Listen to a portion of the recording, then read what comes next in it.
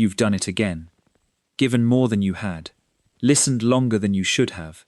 Held space for someone who would never think to hold it for you. And afterwards, in the silence that followed, the only voice left in the room was the one you'd been outrunning all day. The one that sounds exactly like you, and says things you would never say to anyone else. This isn't a coincidence. The kindness and the self-cruelty are not two separate things happening in the same body. They are the same mechanism, and nobody ever told you when it was installed, or why. That's what we're here to decode. Psychologists call it the Fawn Response. Pete Walker, a therapist who spent decades working with complex trauma, identified it as the fourth survival response, alongside fight, flight, and freeze. And unlike the others, fawn doesn't look like survival. It looks like kindness.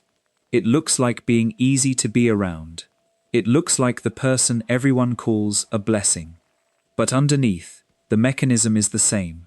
The body learned, very early, that being useful meant being safe, that giving meant staying, that the fastest way to quiet danger was to be needed. The kindness isn't a choice you made, it's a response your nervous system made for you, before you were old enough to consent. And here's what that looks like from the inside. You don't experience it as survival. You experience it as caring, as genuinely wanting to help, as finding real meaning in being there for people. And all of that is true. The care is real, the love is real, the warmth is absolutely real. But there's something underneath the warmth that you may have never examined.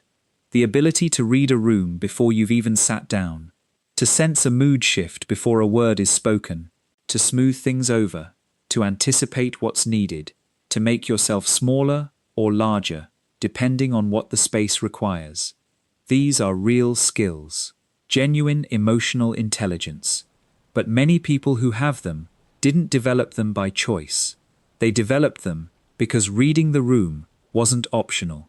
It was how they stayed safe. There's a concept called parentification, first described by therapist Ivan Bozomenyi-Nagy. It refers to a child who learns to function as the emotional caretaker of the adults around them, not because they were asked, because the system needed it.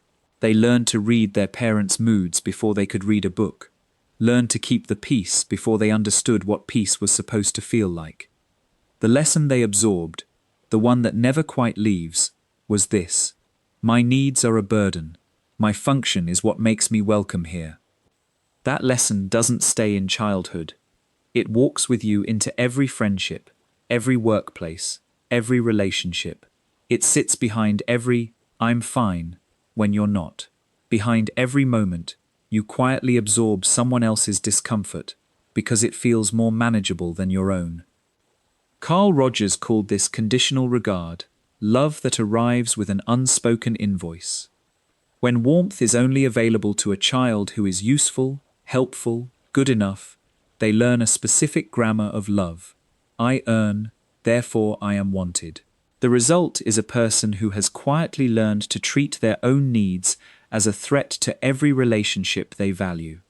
And the cruelest part? The culture celebrates the pattern. You're so giving. You're so selfless. I don't know what I'd do without you. Every compliment lands like a passing grade, like proof the system is still working. And with each one, the pattern tightens. Because now the goodness has been externally confirmed, and the only way to maintain that confirmation is to keep giving. If this is starting to sound like a mechanism you recognize, not just a personality trait, subscribe to Quiet Psychology, because what comes next is the part most people never say out loud. Now here's where it gets complicated. Write down, for a moment, the things the voice in your head says about you. Then imagine saying those exact words to someone you love. You couldn't do it. The gap between how you speak to others and how you speak to yourself isn't small. It's a canyon. Outside, patience, compassion, the benefit of the doubt. Inside, a standard that never files a single exception. And the strange part is, The self-cruelty doesn't announce itself as self-cruelty. It sounds like realism. I just don't think I'm that special. It sounds like humility. I'm probably harder to love than most. It sounds like perspective. I'd rather focus on the people I care about. Aaron Beck called this negative self-schema, the deeply embedded belief that something about you is fundamentally, quietly flawed. Not dramatically, just as the baseline, the water you swim in, and it remains invisible precisely because it's so calm about itself. But here's what becomes visible, often not until the late 30s or 40s, when the armor finally weighs enough, the inability to receive. When someone does something for you, genuinely, freely, there's a discomfort, a reaching for reciprocity, a quiet calculation of debt, because receiving opens a door, and the last time that door was open, it wasn't safe. So when someone asks what you need, really asks, the answer doesn't come easily, because needing was the thing they learned to compress into silence before it became inconvenient to anyone else. And then, the pivot. When someone who has built their entire identity around giving finally stops, not out of strength, but exhaustion, they expect relief. What comes instead is terror. Not because the world collapses, people adjust, calls get shorter, invitations slow, the system finds another source, faster than feels survivable. But that's not the terror.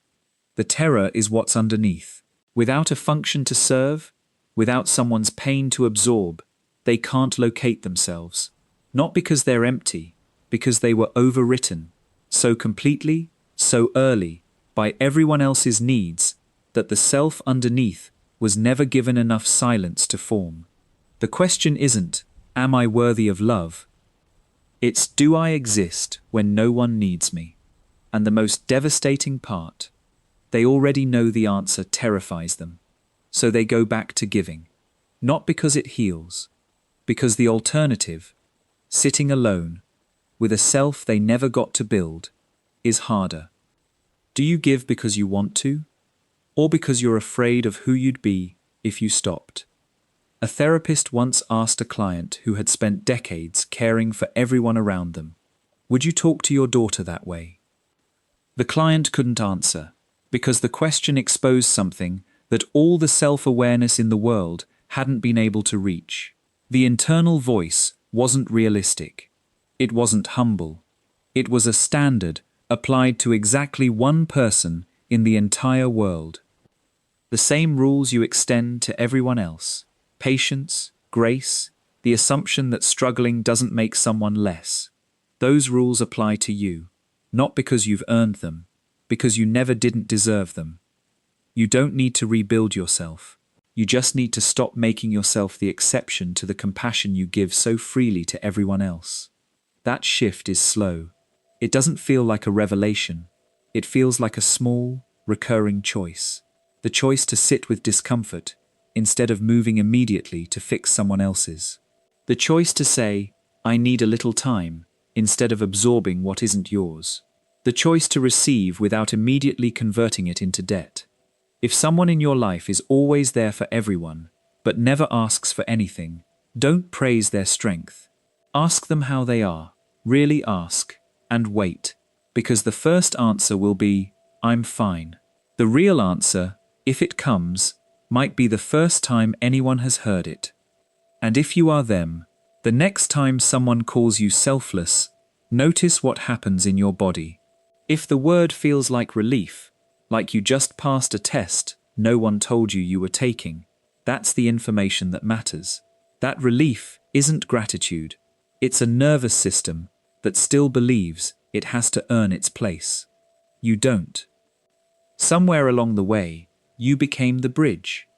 Not because you wanted to be architecture, because the ground on both sides was unstable, and someone needed to connect them, and you were the one who noticed. Everyone crosses. The weight is constant. The maintenance is rare. Bridges don't get to decide when they're tired. Here's what no one asked when they kept crossing. Who built this bridge? Was it an engineer who chose this work? or a child who didn't know they had a choice. A bridge that has never been unloaded doesn't know its own weight. It only knows what it carries for everyone else. That's the quietest kind of disappearance. Not a person who left, but a person buried underneath what they held for others. You were never supposed to be infrastructure. You were supposed to be a person. And a person, unlike a bridge, is allowed to close. Not forever, just long enough to remember what they weigh without everyone else on top of them. You don't owe the world a crossing.